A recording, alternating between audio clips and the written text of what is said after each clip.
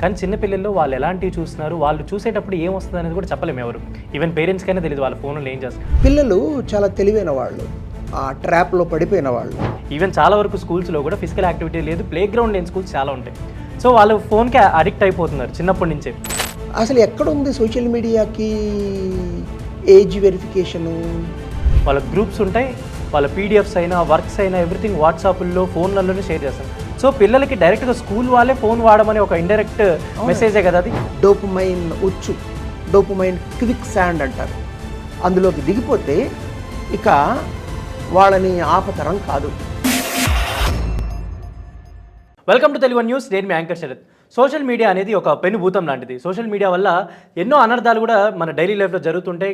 దాన్ని అరికట్టడానికి ప్రభుత్వాలైనా మనం కూడా చాలా ప్రయత్నాలు చేస్తూ ఉంటాం. అండ్ ఇప్పుడు కర్ణాటకలో అవ్వచ్చు, ఏపీలో అవ్వచ్చు, సోషల్ మీడియా బ్యాన్ గురించి, అంతేకాకుండా రిస్ట్రిక్షన్ గురించి చాలా డిస్కషన్స్ అవుతున్నాయి.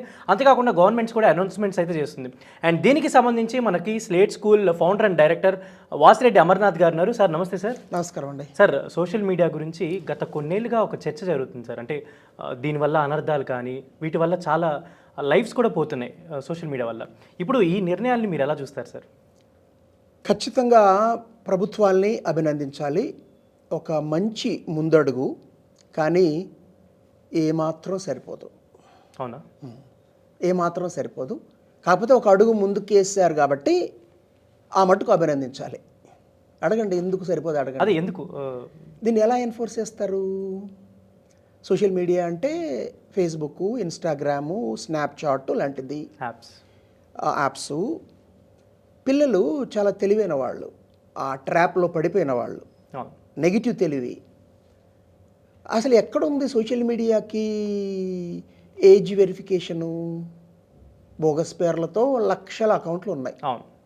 అలాంటిది మీరు 16 ఏళ్ళలో 13 ఏళ్ళలో అని పెట్టిన తర్వాత ఒక 9 ఏళ్ళ 10 ఏళ్ళ అబ్బాయో అమ్మాయో ఒక 30 ఏళ్ళగా అక్కడ రాసుకుంటారు. దానికి చెకింగ్ ఎవరు చేస్తారు? ఎన్ఫోర్స్ ఎవరు చేస్తారు? రెండోది, సమస్య కేవలం సోషల్ మీడియాతో కాదు. ఇంటర్నెట్ అనేది ఒక పెద్ద చీకటి ప్రపంచం. అందులో ఎన్నెన్నో మనుషుల్ని నాశనం చేసే కాంటెంట్ ఉంది. ఒక్క సోషల్ మీడియాతో నష్టాలు ఉన్నాయి, కానీ ఎన్ఫోర్స్ చేయలేని రూల్స్ ఇవి. ఓకే, ఎలా ఎన్ఫోర్స్ చేస్తారో వాళ్ళకి క్లారిటీ లేదు. అంటే ఒక 90 రోజుల ప్రణాళిక దీనికి రూపొందించాలని కూడా చెప్తున్నారు కదా. అంటే దీని మీద ఎలా తీసుకుంటారు? వాస్తవంగా ఇప్పుడు సరే, నేను ముందుగానే చెప్పాను అభినందించాలి అని చెప్పాను. ఆస్ట్రేలియా లాంటి దేశాల్లోనే పూర్తిగా పిల్లల చేతికి స్మార్ట్ ఫోన్ ఇచ్చేస్తే ఇక వాళ్ళు విచ్చలవిడిగా ప్రవర్తిస్తారండి. ఇది ఒక నెగిటివ్ సైంటిఫిక్ ప్రాసెస్. డోపమైన్ ఉచ్చు, డోపమైన్ క్విక్ శాండ్ అంటారు. అందులోకి దిగిపోతే ఇక వాళ్ళని ఆపతరం కాదు.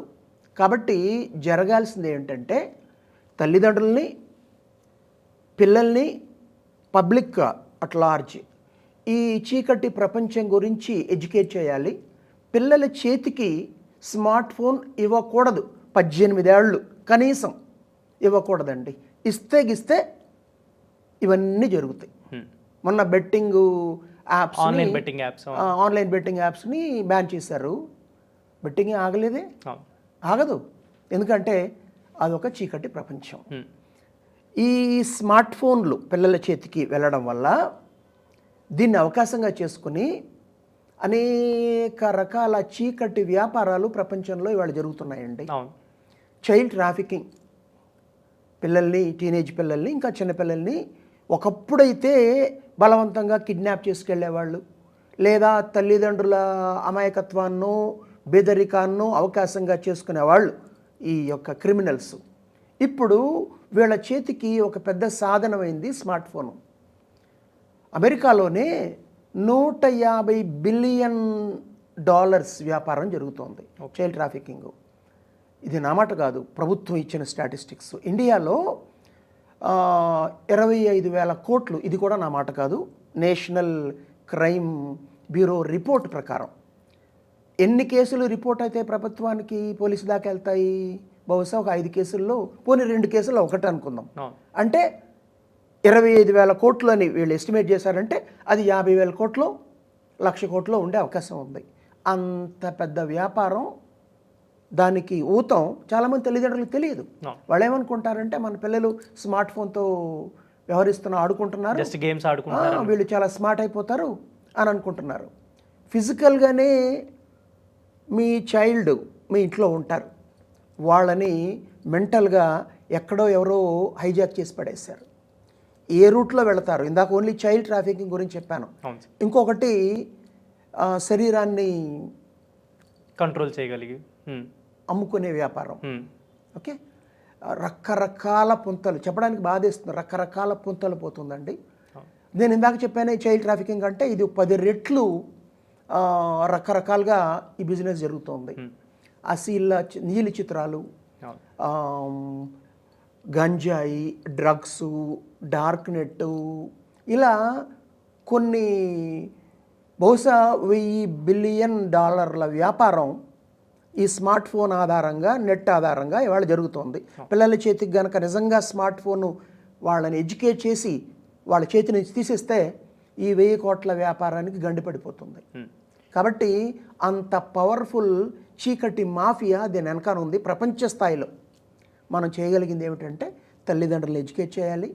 ప్రతి క్లాసులో 1వ తరగతి నుంచి పిల్లలకి దీనిపైన అవగాహన తీసుకురావాలి. ఇది అభిప్రాయం కాదండి.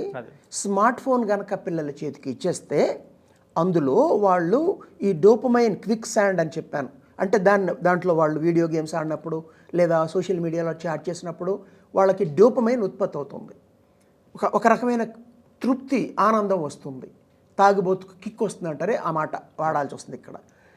నెక్స్ట్ టైం మళ్ళీ ఆడినప్పుడు అదే స్థాయి ఆ యొక్క యూఫోరియా, ఆనందం లేదా కిక్కు రావాలంటే నిడివి పెంచాలి.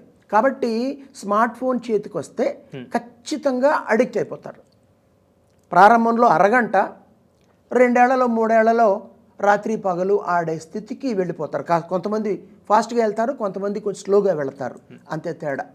దీనివల్ల ఈ రేడియేషన్ వల్ల, ఆ డోపమైన్ ఎఫెక్ట్ వల్ల, వీటి వల్ల బ్రెయిన్లో కొన్ని crucial parts, prefrontal cortex, nucleus accumbens, anterior cingulate cortex అనే భాగాలు దెబ్బతినిపోతున్నాయని సైంటిఫిక్గా ప్రూవ్ అయిపోయింది.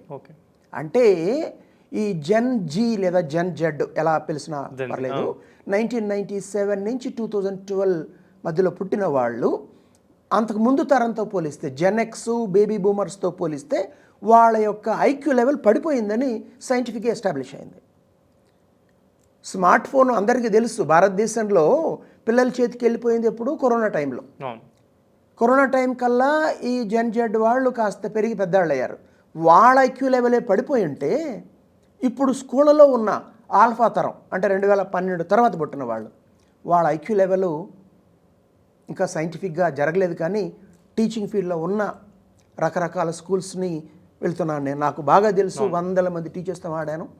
దారుణంగా పడిపోయింది. క్రూడ్గా ఉంటుంది, ఈ మాట చెప్పకూడదు కానీ అందరికీ అర్థం కావడం కోసం.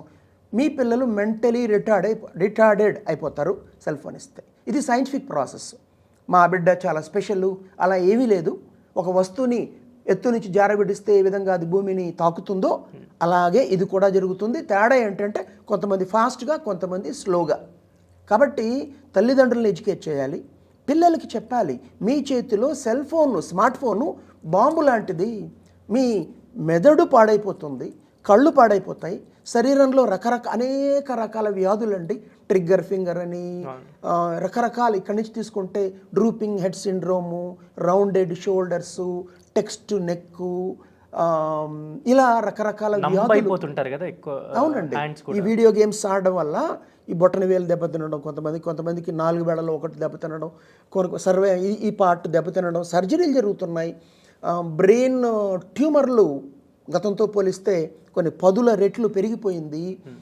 పిల్లల్లో ఇన్సోమ్నియా, నిద్రలేమి, కారణం ఏంటంటే ఎక్కువసేపు ఈ నీలి కాంతి కళ్ళకి తగలడం వల్ల మన శరీరంలో నిద్ర పట్టడానికి దోహదం చేసే హార్మోన్ ఉత్పత్తి తగ్గిపోవడం, దీంతోపాటు అగ్రెషను, డిప్రెషను, ఇన్స్టింక్టివ్ బిహేవియర్. మొన్ననే చూసాం ఒక పాఠశాలలో, టీచరో ల్యాబ్ అసిస్టెంట్, స్కూల్లో ల్యాబ్ అసిస్టెంట్ అయినా టీచర్తో సమానమే, ఏదో చెప్పాడని మందలించాడని ఒక బాగా గుద్దేశాడు.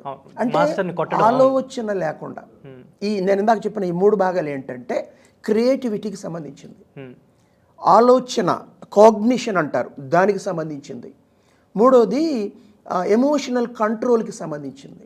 ఈ 3 దెబ్బతినిపోతే పిల్లల్లో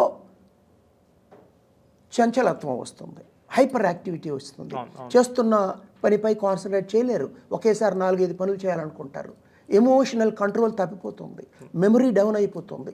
ఇంకా చెప్పాలంటే గ్రహణ శక్తి, టీచర్ పాఠం చెప్తుంటే వినరండి, విన్నా వాళ్ళకి అర్థం కాదండి. ఇంత నేరం ఘోరం జరుగుతున్నప్పుడు భారతదేశంలోనే పిల్లల్ని కిడ్నాప్ చేసుకెళ్ళి 50,000 కోట్లు మినిమం సంపాదించుకుంటున్న తరుణంలో ఇది ఎంత సీరియస్ సమస్య అండి. ఎస్, ప్రభుత్వాలు ఒక అడుగు ముందుకేసాయి కానీ సరిపోదు. పిల్లల్ని ఎడ్యుకేట్ చేయాలి, పేరెంట్స్ని ఎడ్యుకేట్ చేయాలి, పిల్లల చేతికి మొబైల్ ఇవ్వకూడదు. ఇదే అండి పరిష్కారం. అంటే వాళ్ళు ఇప్పుడు తీసుకున్న నిర్ణయం అందరూ హర్షిస్తున్నారు కాబట్టి వాళ్ళు ఎలాంటి చర్యలు తీసుకుంటే అంటే ఆ లాస్ని ఎలా బిల్డ్ చేస్తే బాగుంటుందని మీ ఒపీనియన్ సార్? ఇప్పుడు ఈ సోషల్ మీడియాకి డైరెక్టివ్స్ ఇవ్వాలండి. ఇప్పుడు యూట్యూబ్ దేని కింద వస్తుందో మనకి వాళ్ళకి క్లారిటీ లేదు, ఉందేమో తెలియదు వాళ్ళకి. యూట్యూబ్లో చెడగొట్టడానికి చాలా ఉన్నాయి. రకరకాల క్రైమ్స్ చేసిన వాళ్ళు ఆ యూట్యూబ్లో చూసి తాము క్రైమ్ చేసామని తర్వాత దొరికిన తర్వాత చెప్తున్నారు, మనం చూసాం. కాబట్టి యూట్యూబ్ సోషల్ మీడియా కిందకు వస్తుందా రాదా అంటే రావచ్చు, రాకపోవచ్చు. ఫేస్బుక్, ఇన్స్టాగ్రాము, స్నాప్చాట్ లాంటివి వాళ్ళకి డైరెక్టివ్ ఇవ్వాలి. పిల్లల ఐడి కార్డు, స్కూల్ ఇచ్చిన ఐడి కార్డు లేదా డేట్ ఆఫ్ బర్త్ సర్టిఫికేట్, వాటి ఆధారంగానే నడపాలి. రాజకీయ పార్టీలు లక్షల మందికి డబ్బులు ఇచ్చి ఫేక్ ఐడీలతో సైన్యాన్ని నడుపుతున్నాయండి. ఈ పార్టీ ఆ పార్టీ అని కాదు, ఏ పార్టీ కాదో కాసేపు మాట్లాడుకోవచ్చు. కానీ నేను మాట్లాడుతున్నది ఆంధ్రప్రదేశ్ గురించో తెలంగాణ గురించో మాత్రమే కాదు, అన్ని రాష్ట్రాలు, దేశం మొత్తం ఫేక్ ఐడీలతో నడుస్తుంది. మొత్తం ఈ కులానికి ఆ కులానికి చిచ్చు పెట్టాలంటే దానికోసం ఒక ప్లాను, దానికోసం టెక్ గురువులు ఎలా సమాజాన్ని నాశనం చేయాలని, ఇది మన దారి అయినప్పుడు పిల్లల విషయంలో వాళ్ళ ఏజ్ ఎంత, దాని వెరిఫికేషన్ ఎంత నిజంగా జరిగితే కొంతైనా పిల్లలు బాగుపడతారని నేను సంతోషిస్తాను. అయితే సార్ చిన్నపిల్లలు అంటే బిలో 15 or 16 అవ్వచ్చు. ఇప్పుడు మనకంటే మనం ఏం చూస్తున్నాం అనేది ఒక ఐడియా వస్తుంది. కానీ చిన్నపిల్లల్లో వాళ్ళు ఎలాంటివి చూస్తున్నారు, వాళ్ళు చూసేటప్పుడు ఏం వస్తుంది అనేది కూడా చెప్పలేము ఎవరు. ఈవెన్ పేరెంట్స్కైనా తెలియదు వాళ్ళ ఫోన్లో ఏం చేస్తారు. అసలు చిన్నపిల్లల్ని అవ్వచ్చు ఆర్ఎల్స్ ఒక 14-15 ఏళ్ళ లోపు పిల్లల్ని అసలు ఎలాంటి కంటెంట్కి మనం ముందు పేరెంట్గా వాళ్ళు వేటి నుంచి దూరం చేయాలంటారు? అసలు ఈ కంటెంట్ ఏ కంటెంట్ అని మీకు తెలుస్తుంది చెప్పండి. అందుకే అంటున్నాను సెల్ ఫోన్ ఇవ్వద్దు అంటున్నాను. మీకు కావాలంటే నెట్ కావాలంటే ఇంట్లో డెస్క్టాప్ అంటే టేబుల్ పైన ఉన్న కంప్యూటర్ పెట్టచ్చండి. దానికి కూడా చైల్డ్ సేఫ్టీ లాక్ ఉంటుంది. అంటే ఏ సైట్ పడితే ఆ సైట్ ఓపెన్ కాకుండా, అది కూడా నట్టింట్లో ఉండాలి. మీరు సెల్ ఫోన్కి ఇలాంటి చైల్డ్ సేఫ్టీ లాక్ పెట్టినా దాన్ని ఎలా తీసేయాలో కొన్ని నెలల క్రితం పిల్లలకి ట్యాబ్స్ ఇచ్చారు. ఆ ట్యాబు అక్కడ అప్లోడ్ చేసిన కంటెంట్కి మాత్రం ఓపెన్ అయ్యేలా పెట్టారు లాక్.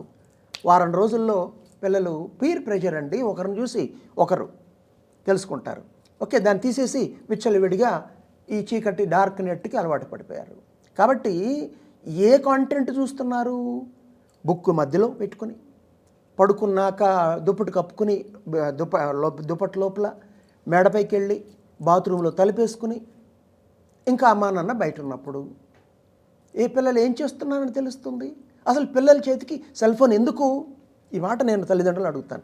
ఏమి సాధించాలని మీరు చిన్న పిల్లలకి స్మార్ట్ ఫోన్ ఇస్తున్నారు? అయితే సార్ ఇప్పుడు మీరు అన్న మాటే ఇప్పుడున్న రోజుల్లో అంటే నాకు తెలిసి ఇప్పుడున్న పుట్టిన పిల్లల దగ్గర నుంచి ప్రతి ఒక్కరు కూడా పేరెంట్స్ బయటికి వెళ్ళాలన్నా ఫోన్ పిల్లలకి ఇచ్చేస్తున్నారు. ఆర్ఎల్స్ వాళ్ళ అన్నం తినాలన్నా టీవీ చూడకుండా అంటే ఏదన్నా కూడా వాళ్ళకి మొబైల్ ఇచ్చేస్తున్నారు. ఒక అన్నం సరిగ్గా తినాలన్నా ఫోన్ ఇచ్చేస్తున్నారు, గేమ్స్ అలవాటు చేస్తున్నారు. బయటికి వెళ్ళి ఫిజికల్ యాక్టివిటీస్ లేవు. ఈవెన్ చాలా వరకు స్కూల్స్లో కూడా ఫిజికల్ యాక్టివిటీ లేదు, ప్లే గ్రౌండ్ లేని స్కూల్స్ చాలా ఉంటాయి. సో వాళ్ళు ఫోన్కి అడిక్ట్ అయిపోతున్నారు చిన్నప్పటి నుంచే. దాన్ని అంటే పేరెంట్స్గా బాధ్యత వాళ్ళ మీదే ఎక్కువ ఉంటుంది అనుకోవచ్చా? దీన్ని ఎలా రెగ్యులేట్ చేయాలంటారు? పిల్లలు ఇవాళ నాశనం అయిపోయారంటే 50-60% తల్లిదండ్రుల కారణం అండి, మిగతా 40-50% పాఠశాలల కారణం అండి. మగమాట లేకుండా మాట్లాడుకుందాం. ఎస్, పిల్లల్ని ఎలా పెంచాలో తెలియకపోతే ఎలాగండి? 12, 13, 15 నెలల చేతిలో నెలలకే పిల్లలకి ఫోన్ ఇచ్చేసి అలవాటు ఫోన్ ఇచ్చేస్తే ఆ తర్వాత వాళ్ళు దాన్ని మానరు, ఏడుస్తారు, మారాం చేస్తారు, వస్తువుల్ని కిందకేసి కొడతారు. ఇచ్చింది ఎవరు?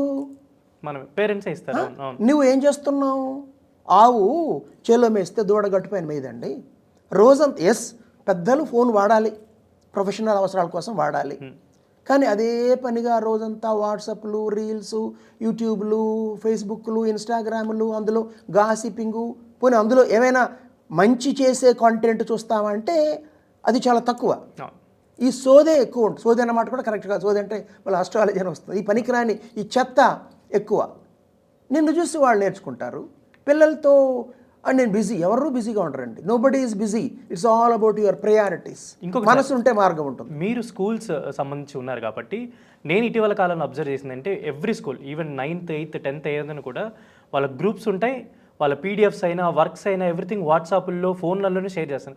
సో పిల్లలకి డైరెక్ట్గా స్కూల్ వాళ్ళే ఫోన్ వాడమని ఒక ఇండైరెక్ట్ మెసేజే కదా అది. వాళ్ళ పీడిఎఫ్స్ అయినా, వారి వర్క్ షేర్ అయినా ఏదైనా కూడా ఫోన్ నుంచి ఆపరేట్ చేస్తున్నారు. సో ప్రతి పిల్లడికి ఫోన్ ఉండాలని వాళ్ళే మ్యాండేట్ చేస్తున్నట్టే కదా. హైదరాబాద్లో వర్షం పడితే లేదా చిన్నపాటి ఏదైనా ఒక రోజు బంద్ కాలు వస్తాయి, వెంటనే ఆన్లైన్ క్లాసులు పెడుతున్నారు. అవును. కరోనా టైంలో అప్పుడు తప్పనిసరి కాబట్టి ఆన్లైన్లో పెట్టారండి. మేము కూడా పెట్టాము.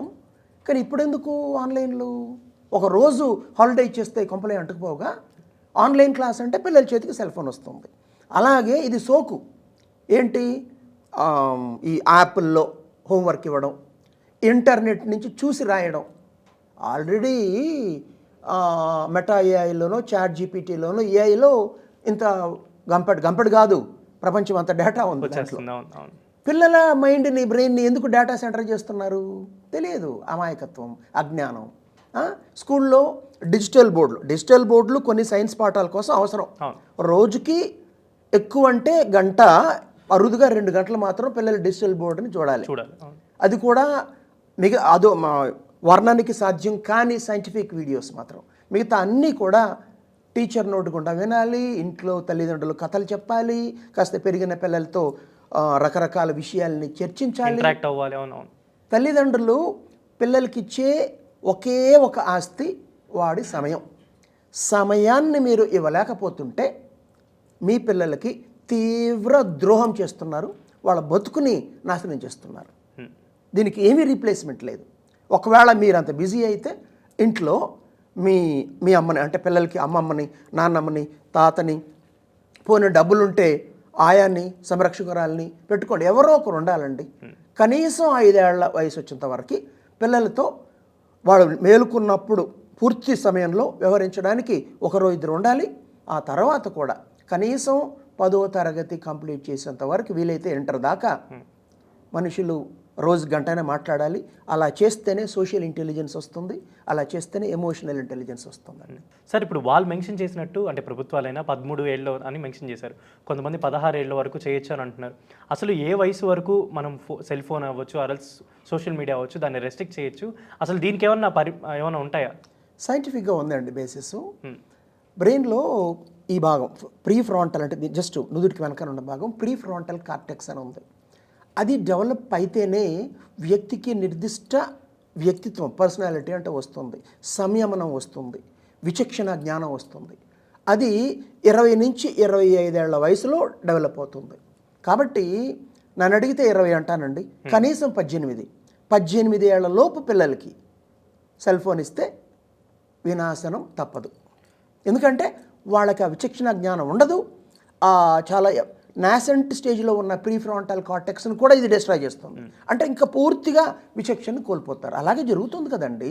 1-2 ఘటనలు. పిల్లలే కాదు, పెద్దలు కూడా విచక్షణ కోల్పోయి తల్లిని చంపిన పిల్లలు, పిల్లల్ని చంపిన తల్లి, మూకుమ్మడిగా ఆత్మహత్య చేసుకున్న వాళ్ళు, భర్తను చంపిన భార్య, భార్యను చంపిన భర్త, టీచర్ని చంపిన విద్యార్థి, విద్యార్థిని చంపిన టీచర్. 1-2 ఈ 6 నెలలు తీసుకుంటే ఎక్కడో పోనక్కర్లే, 2 తెలుగు రాష్ట్రాల్లోనే పదుల, మొత్తం కలిపితే 100ల ఘటనలు ఇలాంటివి జరిగాయి. గతంలో ఎప్పుడు జరగలేదే. ఎందుకు మనుషులకు ఏదో చేతబడి చేసినట్టు, పూనకం వచ్చినట్టు ఎలా ప్రవర్తిస్తున్నారంటే ఇదే సైన్స్. దాని వెనకాల ఉన్న సైన్స్. విచక్షణ జ్ఞానం కోల్పోయింది.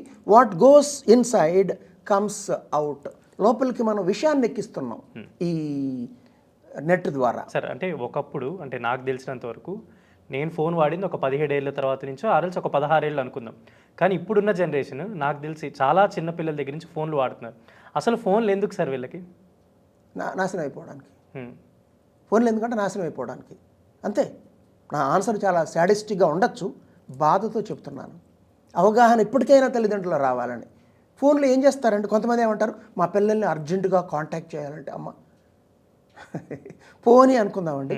మొన్న ఎక్కడో ఇంటర్వ్యూ చూశానండి, ఐఐటీలో కొంచెం టాప్ ర్యాంక్స్ వచ్చిన వాళ్ళు ఇంటర్మీడియట్ అయిపోయిన ఆ పిల్లలు బేసిక్ ఫోన్స్ పెట్టుకున్నారు. ఫోన్ నిజంగానే మీ పిల్లల సెక్యూరిటీ పైన మీకు అంత ఇది ఉంటే బేసిక్ ఫోన్ ఇవ్వండి. స్కూల్స్కి వెళ్తున్నారు, స్కూల్స్లో నెంబర్స్ ఉంటాయి కదా, ఆ executives number, school contact numbers, okay, bus లేదా ఆటో వాళ్ళ నెంబర్లు ఉంటాయి కదా, ఫోన్ ఇవ్వండి, బేసిక్ ఫోన్ ఇవ్వండి. స్మార్ట్ ఫోన్ ఎందుకు? ఏమి ఇతర కారణం ఏమీ లేదండి, నాశనం కావడం కోసమే. స్మార్ట్ ఫోన్ వల్ల మా పిల్లలు ఇదో నేర్చేసుకున్నారంటే ఎస్, నెట్లో అంత ఉపయోగపడే కంటెంట్ ఉంది, నేను కాదనట్లేదు. కానీ మనిషి మైండ్, అందులో చిన్న పిల్లలు, ఇంగిత జ్ఞానం లేని వాళ్ళు నెగిటివ్కి అట్రాక్ట్ అవుతారండి. అరే నేను ఈ గేమ్ ఆడుతున్నా, నువ్వు ఆడావా, నేను ఈ కాంటెంట్ చెప్పలేను, నేను నెగిటివ్ కాంటెంట్. ఎలాగంటే కేవలం యవ్వనంలో ఉన్న స్త్రీ పురుషుడు మధ్యలోనే కాదండి, తల్లితో చాలా బాధేస్తుంది, తండ్రితో, టీచర్తో, జంతువుతో, సామూహికంగా ఇవన్నీ జరుగుతున్నాయి వాళ్ళ చుట్టూరా.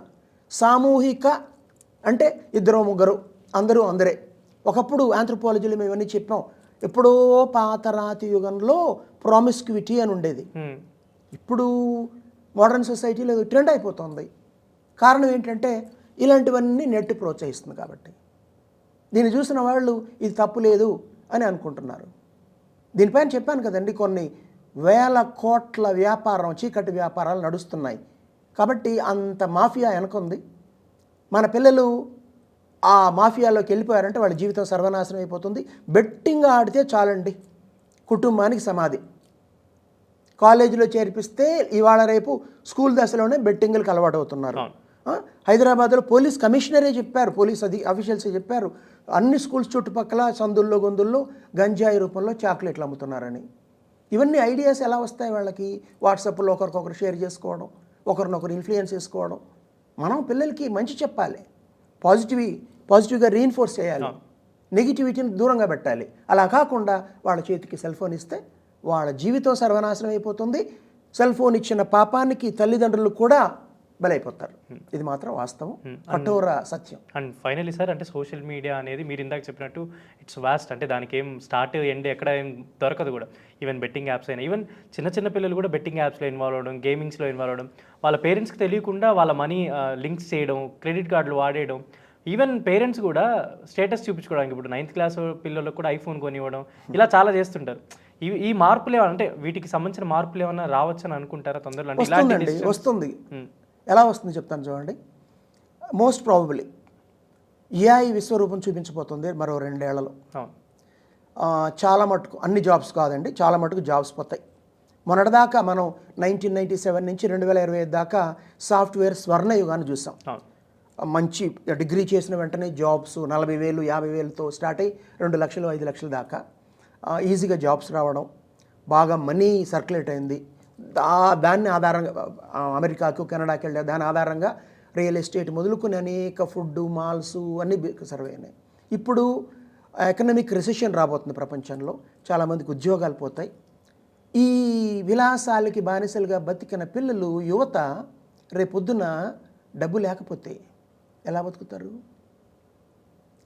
ప్రకృతి కరెక్షన్ తీసుకొస్తుంది. మనల్ని కరెక్ట్ చేసుకుంటే పర్లేదు, కానీ లేకపోతే ప్రకృతి కరెక్ట్ చేసేస్తుంది. చూద్దాం, ఇలా జరగకూడదు. ప్రకృతి కరెక్ట్ చేస్తే విలయ తాండవం అనేక వేల కుటుంబాల్లో, జీవితాల్లో డబ్బులు లేకుండా ఎలా బతకాలో తెలియకుండా ఆత్మహత్యలు జరగచ్చు, డిప్రెషన్. ఆల్రెడీ డిప్రెషన్స్ చాలా ఎక్కువ ఉన్నాయండి. ఐఐటీల్లో చదివిన వాళ్ళు నాకు తెలిసిన సర్కిల్స్లో 20 మంది గత 6 నుంచి 9 నెలలుగా జాబ్స్ లేకుండా ఇంట్లో ఉన్నారు. ఐఐటీల్లో చదివి అమెరికాలో పనిచేసిన వాళ్ళు. కాబట్టి ప్రపంచం మారుతోంది, మంచికి మారుతోంది, చెడుకు మారుతోంది. మనం మంచిని గ్రహించాలి, చెడుని ఎదిరించాలి. ఈ ఇంగిత జ్ఞానం లేకుండా నిన్నట్లాగే ప్రపంచం ఉండిపోతుంది అని అనుకుంటే చేతులు కాలితే పర్లేదు, మొత్తం శరీరమే కాలిపోతే ఇంకా జీవితమే ఉండదు. అండ్ ఫైనల్లీ సార్, ఇప్పుడు ఇంత మంచి డెసిషన్ తీసుకున్నారు కాబట్టి ఫర్దర్గా కూడా డెఫినెట్లీ ఇలాంటివి ఏదైనా మంచి కోసం చేసే యాక్టివిటీస్ డెఫినెట్లీ ప్రతి ఒక్కరు హర్షిస్తారు, సపోర్ట్ చేస్తారు. కాబట్టి పేరెంట్స్ నుంచి అయినా స్కూల్స్ నుంచి అయినా మన సొసైటీ పరంగా సిటిజన్స్ పరంగా వీళ్ళు ఎలా వ్యవహరిస్తే బాగుంటుంది అనుకుంటున్నారు? ఈ సోషల్ మీడియా గురించి గవర్నమెంట్ చెప్పిన రూల్స్కి ఎలా ఫాలో అయితే బాగుంటుంది? ప్రభుత్వంతో మొదలెట్టి మీడియా, ముఖ్యంగా టీచర్లు, విద్యా సంస్థలు పేరెంట్స్ని ఎడ్యుకేట్ చేయాలండి. ఏది మంచో ఏది చెడో చెప్పాలి. వస్తున్న మార్పులన్నీ మంచిదని కాదు, చెడుదని కాదు, మంచిని గ్రహించాలి. టెక్నాలజీ డబుల్ ఎడ్జ్డ్ వెపన్ అండి. టెక్నాలజీని మనం వాడాలి, మనల్ని టెక్నాలజీ వాడేస్తే అనర్థాలు. ఇప్పుడు సెల్ ఫోన్ని నేను వాడుతున్నాను, కానీ సెల్ ఫోన్ నన్ను వాడదు. 95% మందిని వాళ్ళ సమాజంలో సెల్ ఫోన్ వాడేస్తుంది, వాళ్ళు సెల్ ఫోన్ వాడట్లేదు. అక్కడే పోయింది. I'm not against technology. టెక్నాలజీని వద్దనడానికి మనం ఎవరు? సాధ్యం కాదు. టెక్నాలజీని సరిగ్గా వాడితే, ఏఐని సరిగ్గా వాడితే అసలు ప్రపంచమే నందనవనంగా మారిపోతుంది. కానీ డార్క్ ఫోర్సెస్ ఉంటాయి, చీకటి మనుషులు ఉంటారు ప్రపంచంలో, వాళ్ళు అడ్వాంటేజ్ తీసుకుంటారు. మనలో అప్రమత్తత, అవేర్నెస్సే మనకు శ్రీరామ రక్ష. Okay sir, thank you so much for joining today. So చూసారు కదా, సోషల్ మీడియా బ్యాన్ పైన మీ ఒపీనియన్ కూడా కింద కమెంట్లో మెన్షన్ చేయండి. అండ్ ఫర్దర్ మోర్ వీడియోస్ కోసం తెలుగు న్యూస్ని సబ్స్క్రైబ్ చేసుకోండి. This is Sharath signing off from Telugu news.